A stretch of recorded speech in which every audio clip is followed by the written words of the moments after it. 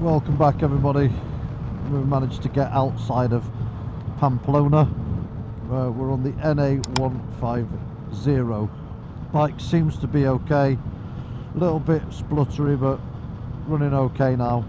We'll just keep monitoring that throughout the day and I'll keep you updated. Pamplona last night was lovely. It was a 30-minute walk from the hotel up to the old town where it is beautiful.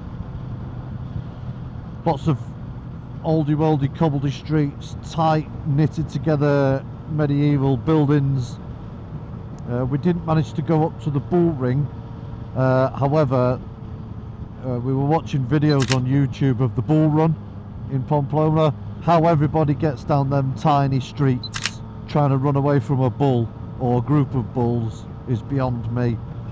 Terrifying. And then we just walked the streets and then we were back to the hotel by 10. But yeah, lovely little place. I was just saying to Richard, it was a shame that we didn't get there sort of at 3 o'clock and then we could have parked the bikes up. We had a great apartment last night. We had our whole apartment to ourselves. It was a 2-bed apartment with kitchen, bathroom, living room, 2 bedrooms. We all shared twin rooms, obviously. It's not that kind of trip. And we had underground secure parking. But yeah, that was Pamplona last night. We are heading on the way to, I think it's called Vielha or Vielha or something like that in Spain. Let's get stuck into these. Let's stop worrying about the bike because it's going to ruin the day. And let's only worry if there's a big problem. The bike's running, it's going. Let's just get stuck into some of these bends and try and relax and just de-stress. Total contrast in views. Things are becoming a bit more mountainous, a bit more rocky, less green, I would say. There is still greenery about, but not as lush as the Picos. It's quite blustery today. Back into some great roads, into some lovely twisty sweeping bends. Day 8.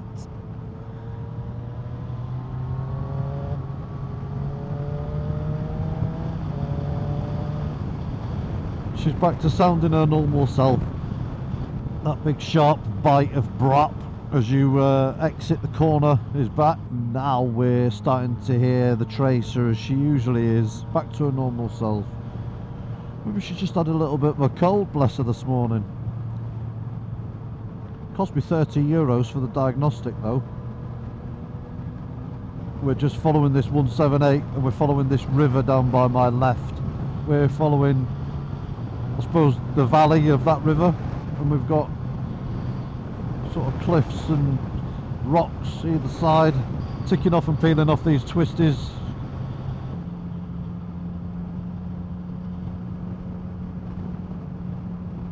So if you're looking at Google Maps now, you would see the Pyrenees start on the left hand side, and that's the village that we're at the moment. It's called Ochagavia or Otsagavia. But we're back on the road, heading for the Pyrenees, heading for the first Col. I think it's going to be a late one today. We knew that this was going to be the longest slog. I don't think we're going to probably get to our destination till about 7 o'clock this evening, potentially.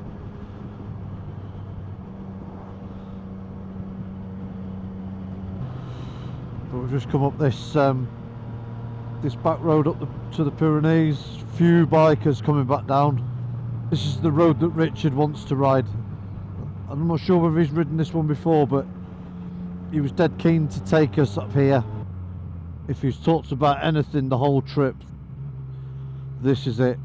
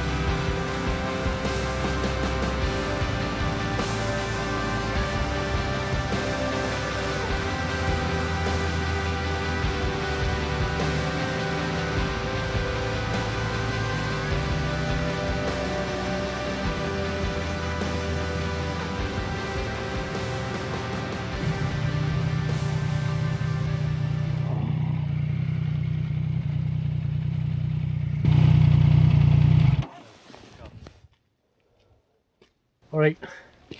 See that GS? Yeah, went underneath. I was it. just about to cut the corner as well. I saw you did it. Yeah. Oh, fucking out there. They come steaming past us. Yeah. Neil's just pulled in to wait for Rich. I think Rich is caught up with him now. So. Right. If we set off, we won't be far behind.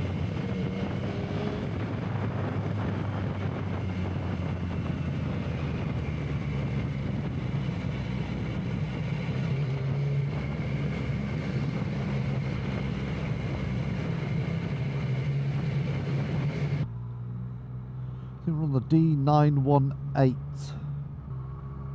the Rue de Pyrenees, passing through another gorgeous, quaint French village. Well, this is gorgeous. This is fantastic. I love this little place. I could see myself living somewhere like this.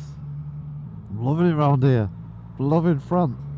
I had a mate called Paul who sadly died of a brain tumour a couple of years ago. It hit me very, very hard. I don't think I've still got quite over it. Struggling to manage my grief. I would get caught out unawares. Often find myself just becoming overwhelmed whilst driving or riding. He always used to say to me, you know, when I retire, I'd love to live in central France or southern France. And I can understand why, because this area here is beautiful. Just thinking of him then as I was going through them quaint villages and seeing wondering what he would have made of all this. He'd have loved all this.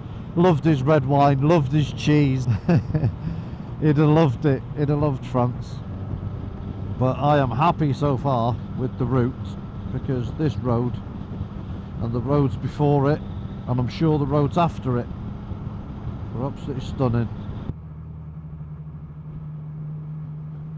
Heading up another col, heading up another mountain in front, following this beautiful river on the right. This has been a brilliant day. Apart from this morning's stress, this has been a fantastic, fantastic day. Definitely coming back to the Pyrenees though. Definitely. And whether I'll do that Pyrenees trip from northern France and Calais, or whether it'll be back through Spain again. But these are fantastic roads. This is the Col du Tourmalet, up in the Pyrenees mountains. I think the top is all in cloud, but we'll enjoy it while we can, all the views and the roads.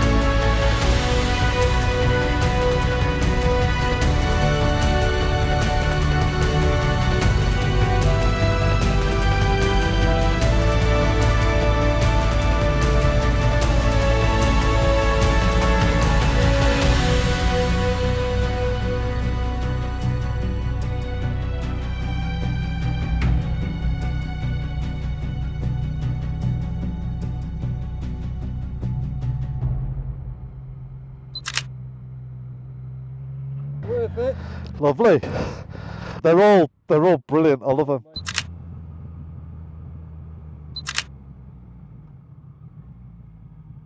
The Col du Tourmalet. What a cracking road that was. What a place. It won't be long until that's all covered in snow up there and it's a proper ski resort. Col du Abisk and the Col du Tourmalet, both fantastic roads. I am coming back for them too. I'd made Spain all about the Picos. Oh my god, and wow, what an experience. If I was to hang my biking boots up to tomorrow, I'm glad that I can say that I've ridden the Pyrenees roads, because when I went out to Norway, all I could think about was riding the Trollstigen and the Atlantic Road, and the Pyrenees roads, they're up there than the Trollstigen. Certainly not as busy. Yeah, the views up here, spectacular. The roads are spectacular. And the weather today has been spectacular for it. 6 degrees it was at the top, 10 degrees now. It's just been fantastic, all of it. So we're heading now down the mountain, heading towards Vielha, where we're going to stay tonight, and we've got a day off the bikes tomorrow, and then 3 more riding days until we're back to the ferry at Santander. Thank you so much for watching this channel and the videos that I've put together. Yeah, please like, subscribe and comment below. Thank you, Richard, for the planning, for putting up with my dulcet tones, for putting up with my snoring, Liam. We've covered some miles, we've covered some countries as well, Spain, Portugal and France. I'll tell you what, I'll sleep well tonight. The ups and downs of touring, eh? 1 minute you're down in the doldrums because of the bike, you're down in the doldrums because the guy you were on tour with had an off. Now you've got the highs of all 4 companions being at the top of a brilliant mountain with some terrific views, sharing a great moment. I didn't realise there was one more col to go, Col du Aspin. That's the road that we're on now. Tarmac's amazing on this.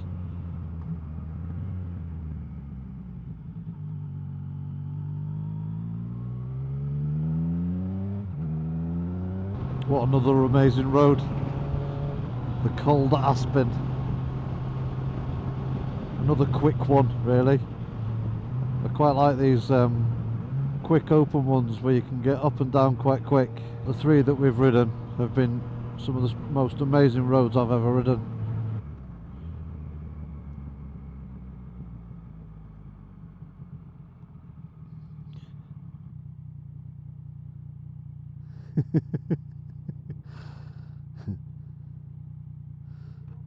Alright. Yeah, good. Only 80 odd to go. 80 cols? Yeah. What are 80 cols, yeah. 80 cols to go. We've got 42 miles left to run to Vielha, and we are still in France. We are at 7 o'clock. We're due to get in at 8 o'clock, so we're just conscious that the sun is going down a little bit. But what an awesome day today has been. The pace has picked up a little bit while we've been coming down the cols. We're on the D618. We've just left the village of Garin. It's been a phenomenal day up in this playground. We're trying to get to our accom before the sun goes down, before it gets dark. Currently in Saint Mane, and we're doing another col at 7:15 in the evening, and it's the Col du Portillon. Yes, we've got another col to do, but we've only got 20 miles to go, so half an hour, so we're nearly there. So I think as soon as we get to the top of this col, I think our accommodation will be at the top. Plenty of these today.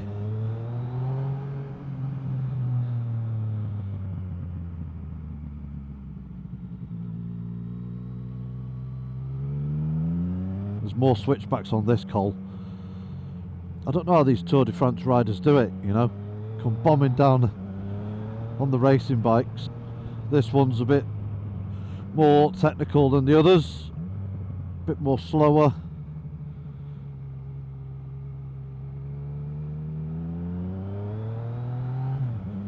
But a great call to end the day, this one.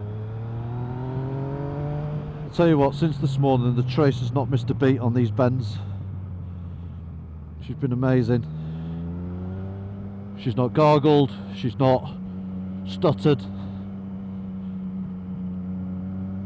First, second, third gear, all the way up and down. She's been brilliant. I've enjoyed riding her today. I've not had any gripes, no complaints.